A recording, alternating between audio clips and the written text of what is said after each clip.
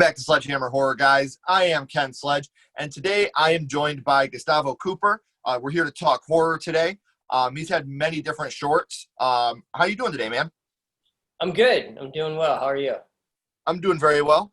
Like I said, you've had some shorts that have done really well in the film festivals. Can you give us a little bit of preview about what's been going on with your stuff lately, or? Uh, yeah. So I've been doing this directing thing for the last like 8 or 9 years, something like that. Um, lots of short films that have done pretty well in the festival circuit and things like that. One of them was a thing called Velvet Road. I don't know if you guys have seen that, but it's a zombie apocalypse that takes place during the height of the civil rights movement. And over the years, these shorts have sort of like almost become like a movie, or something weird has happened. But that one, for instance, the story there was I went on my birthday, my wife bought me a ticket to go meet George Romero. Oh, man. And so I took, being like fresh out of college, I didn't know how anything worked. And I took a DVD and I handed it to George Romero, and he just looked at it and put it behind him. And I was like, well, whatever, you know what I mean? I got to meet him. That was cool. And like 2-3 months later, I get a phone call, and it was like right around dinner. I had to step outside. I didn't know who it was. It was a weird number. Stepped outside really quick, and I said hello, and the guy on the other line was like, "Hi, this is George Romero," and I was like, "No, it's not." You know what I mean? I was just, no way. And he's like, "Yes way. It's George Romero. I watched your short. It's really great. I want to talk to you about making a feature with you." And I was like, what? I started freaking out. So then I spent like 1.5 years developing that with George Romero and his producing partner. And he ended up getting really sick and passing away. Yeah. So I have a bunch of weird stories like this with the shorts that I've done. I have made a couple features. I made them really early on in my career. I actually made a feature right after that because I was just like, I got to do something, Yeah. I learned a lot. I wasn't really ready to make a feature. I don't feel like yet, without the right producers and the right guidance, but they're terrible movies. They're available on Amazon and stuff like that. So if you really want to get, watch some shitty things, go ahead and take a crack at it. There was a movie called The Devil Incarnate, which was renamed by the distributor, and then another movie called June. That is sort of like a Lifetime movie fire starter thing that's not that great. So, yay! Well, I got the links down here in the description, guys, so check this stuff out. Make sure you're following Gustavo on social media for any updates. What you got anything you're working on right now that you can tell us about, or? Yeah, so last year I sold a movie to Paramount. It's called Shh, like SHHH, and that kind of blew up, and then there was this like bidding war, and Paramount picked it up, and then we spent about 1.5 years in development with them, and it didn't work out, and then I took it away, and now now I'm making it with XYZ, who's like, producers of Mandy, what they've done, The Raid, so many awesome cult classic movies that we love.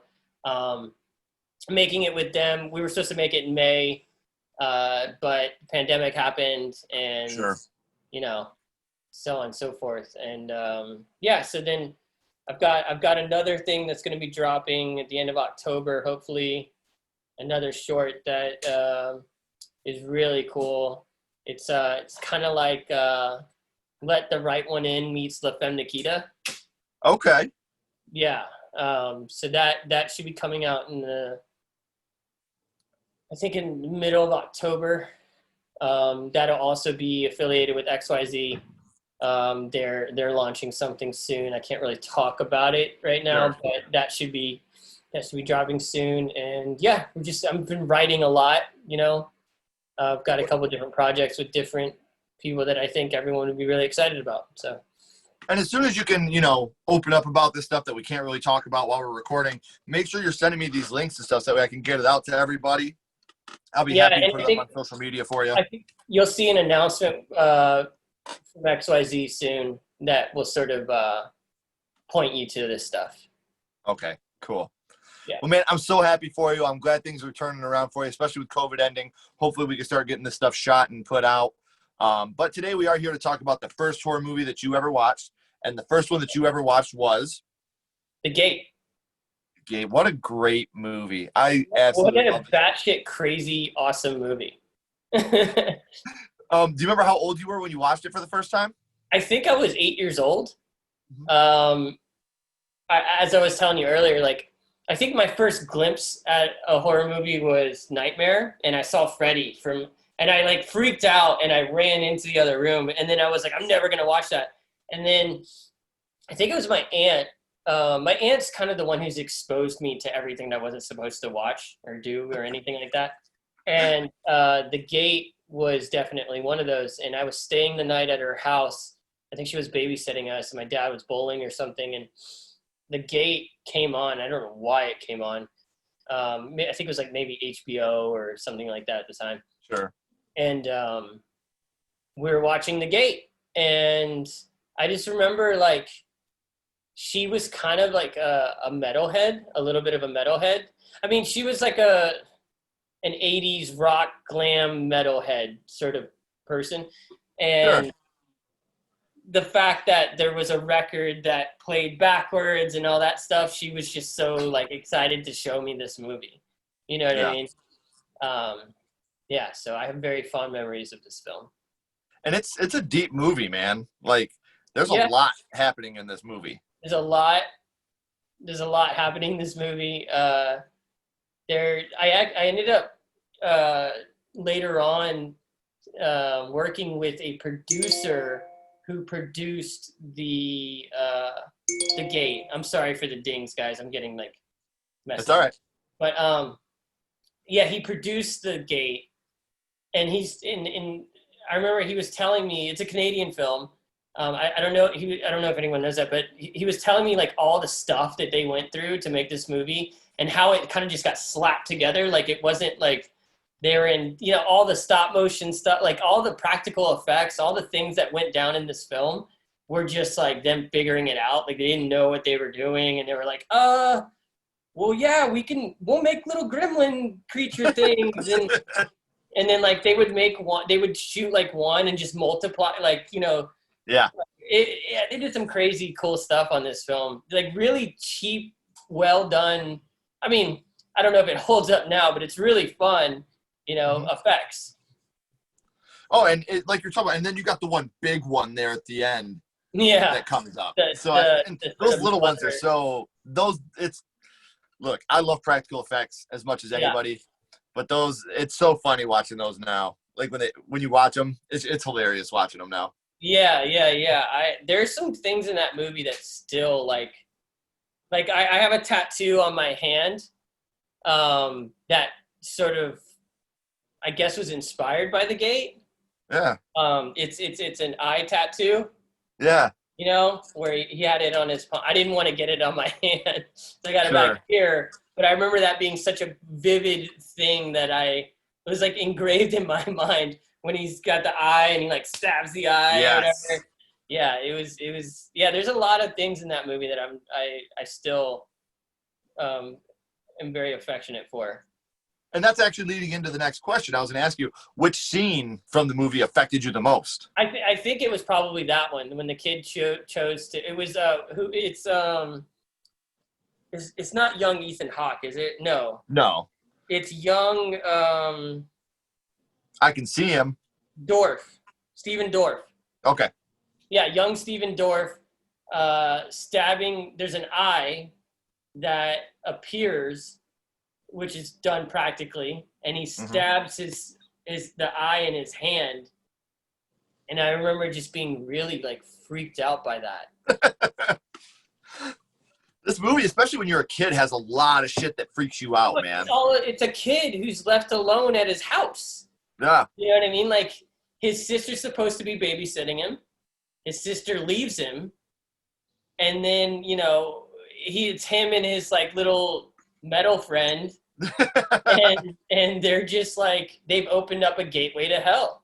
Mm-hmm. And, insanity ensues. It's fucking crazy. It's a crazy movie. There's, I like how she comes back and, like, she throws a party and, like, they do the sort of light as a feather, stiff as a board. There's so many things going on in this movie. This movie is batshit crazy. For anybody that's never seen it, it's definitely worth a watch. But it is a staple in the horror. Like, if you're a horror fan and you haven't seen The Gate, like, what are you doing? You know what I mean? Like, where are we at, guys? Yeah, it's definitely a movie that I enjoy it. I mean, I watched it. I did an episode on The Gate a couple weeks ago.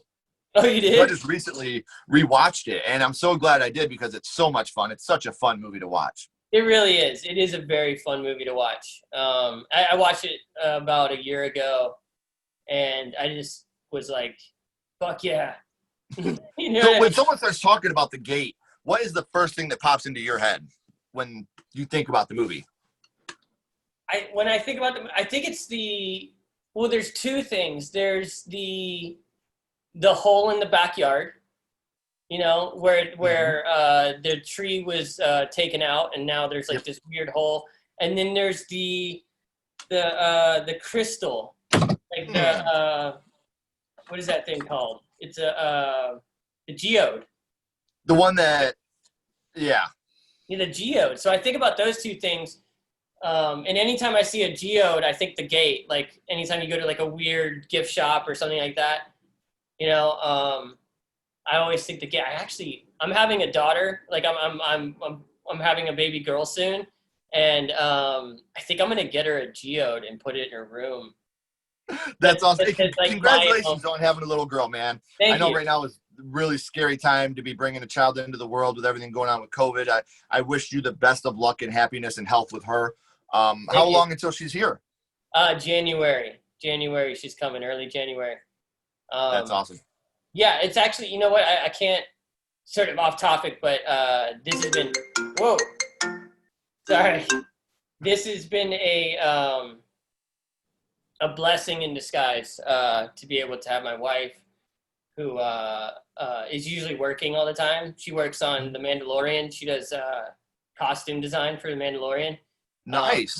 Having her home for the time that she's been pregnant has been really great because lots of stuff to figure out. You know what I mean? Right. So, anyways, completely off topic, but yeah. But either way, congratulations, man. I'm so happy for you. I got 3, so I know how special it is to have them. So I'm very happy for you, man. Thank you. Yeah, this is our first, so we're excited.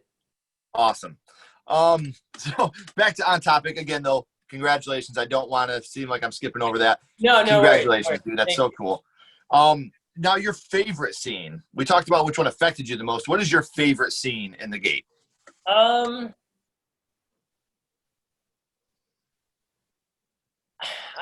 would imagine it's when young Stephen Dorff is like, he's fighting his friend, and his friend is this weird demon rat thing now. Yeah. When he's trying to get the gun in the closet part? Yeah. Like, I just remember that was like just scary and cool, and like, I don't know why it became like a rat thing, but who cares? You know what I mean? Right, it was awesome. Like, yeah, this movie to me, like, it kind of just goes, okay, because there's like a demon message in this record, anything can happen. Right. You know what I mean? So you kind of like, that's what and throughout the movie, anything happens. It's just constantly, jumping around. And I remember that scene being a lot of fun. I also like the ending, sort of when the kid like figures out, well, I don't want to ruin the movie, but yeah, like he figures out that the rocket is like a big thing here. And I remember the rocket being a big thing in the beginning of the movie. Like, they did a pretty good job. It wasn't like a it wasn't completely so off the rails that like you couldn't grasp what was going on. Right. They did a pretty good job of keeping things somewhat like just the continuity of the story and everything was okay. You know, and that was a nice little circle back there. Yeah, exactly. So like, you know, that I remember that being really fun, and how they sort of defeated this thing later on. It was really cool. Right. So I got a couple more questions for you. We just talked about your first horror movie. Now I got to go scream on you. What's your favorite scary movie? What is your favorite horror movie? Okay. In the history of horror movies. You know, so I would say I have two. Okay. The first one being The Changeling. Okay, nice. Yeah, George C. Scott moving into this house after he's experienced a tragic death of his wife and son, moves into this house, and the house is haunted, and something in the house is trying to tell him something. And I fucking love that movie. I think most people who know that movie have stolen from that movie because it's so good, and there's so many iconic moments and so many tricks of the trade that you're like, yup, I'm gonna do that thing from The Changeling now. You know what I mean? So I love that movie. And then the movie that sort of got me into filmmaking, or not necessarily filmmaking, but that made me want to make horror movies, is Kronos. Guillermo's, I think it was his second movie. Okay. If you haven't seen Kronos, I have not. Oh man. Okay, so that is such a beautiful movie. It's about an old man and his granddaughter, and the old man is becoming a monster, and the little girl has this sort of unconditional love for him. Okay. And the first time that I had ever seen a horror movie that made me feel different feelings besides being scared or angry or excited or whatever, it did a bunch of complicated things in a very beautiful way. And it was like when I decided, I was like, you know what, I want to make horror movies. So if you haven't seen Kronos, it's one of Guillermo's masterpieces for sure. I don't have a pen in here. I thought I did. I got my notebook, but I don't have a pen. If you'd be so kind when we're done, will you please text me that? Because I would like to check that out if it means that much to you. Kronos. Kronos. Okay, I want to check that out. I think Criterion did a release of it a couple years ago, maybe even farther back. But it's a beautiful movie. It's about unconditional love and monsters, and it's pretty great. Those are some of the things I'm the biggest fan of. Yeah, I mean, I think that's why, you know, a lot of people gravitate towards horror, and why it's such a great medium is because you can find a lot of different things in those movies sometimes, you know, if they're done well. Sometimes you don't want to, and sometimes you want to watch The Gate. Right. And then actually, I want to circle back to The Gate for my last question. I always finish these with the same question. We always end with a skull count. 0 being the worst, 5 being the best. What's your ranking of The Gate from 0 to 5 skulls? And being the best, what, like best movie, or just your how much you like it? Yeah, dude, I love The Gate. It's a 5 for sure. Yeah, fantastic, man. Like I said, if you're a horror fan and you have not seen The Gate, it's a satanic creature, some possession monster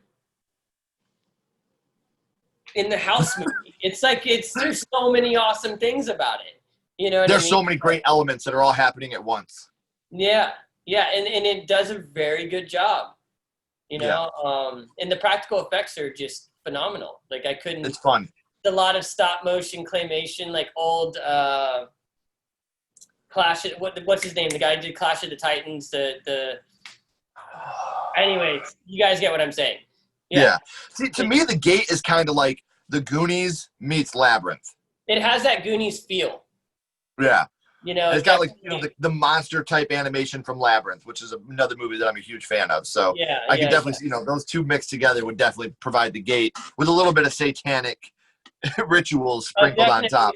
definitely sprinkle that in because it's a lot of I remember being like, oh man, because I was so young. I was like, oh, like is that true? If you play a record backwards, Satan's gonna talk to you. Like, so I would try it. My dad would get so pissed.